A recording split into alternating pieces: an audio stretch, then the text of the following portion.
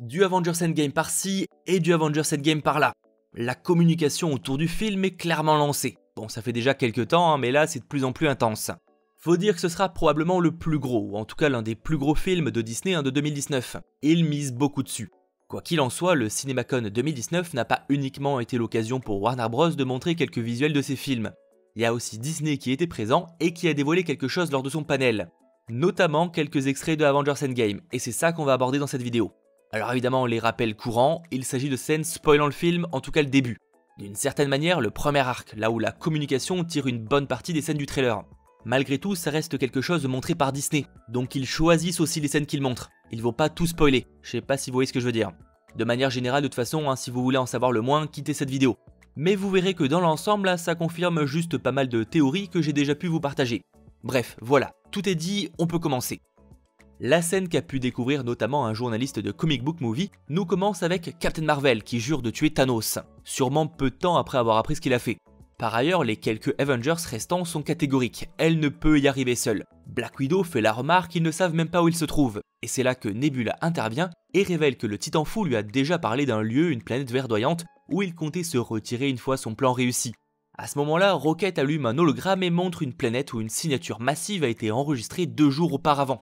Ce qui laisse supposer que Thanos a continué à utiliser le gant même après le claquement de doigts. Ah, ce cachotier, il ne peut pas s'en passer. On ferait pareil d'un côté.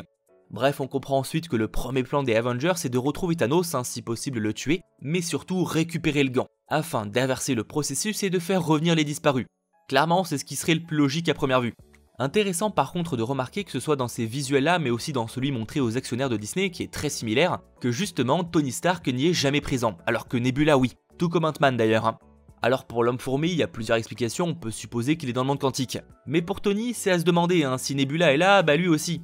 A-t-il abandonné ou refuse-t-il de travailler avec le Capitaine? Faudra attendre le 24 avril pour le découvrir. Mais ça, c'est un mystère. Toujours dans ces visuels, car non, c'est pas terminé, on y voit aussi War Machine demander à Carol où elle se trouve tout ce temps. Et elle lui répond qu'il y a beaucoup moins de planètes chanceuses que vous. Une réponse qu'en fait on connaissait déjà depuis quelques temps, mais on aura la confirmation qu'elle sera présente dans Endgame. L'argument que va utiliser le MCU pour expliquer son absence tout ce temps est que la Terre a les Vengeurs, là où les autres n'ont personne, et donc ils ont eu Captain Marvel. Pour en terminer, l'équipe décide de monter à bord du Benatar, le vaisseau des Gardiens de la Galaxie, pour se rendre dans l'espace et rejoindre Thanos. Et apparemment, Steve Rogers rallie les troupes avec un message inhabituel, allons chercher ce FDP. Bon, il dit pas FDP, mais la version longue, mais vous m'avez compris, c'est pour être un peu plus poli. Je suis assez étonné du langage, mais ok. On verra si la traduction française sera là. Rocket demande à son nouvel équipage qui n'est jamais allé dans l'espace. Captain America, War Machine, Black Widow, etc. lèvent la main, et Rocket dit qu'il ne veut pas qu'ils vomissent dans le vaisseau.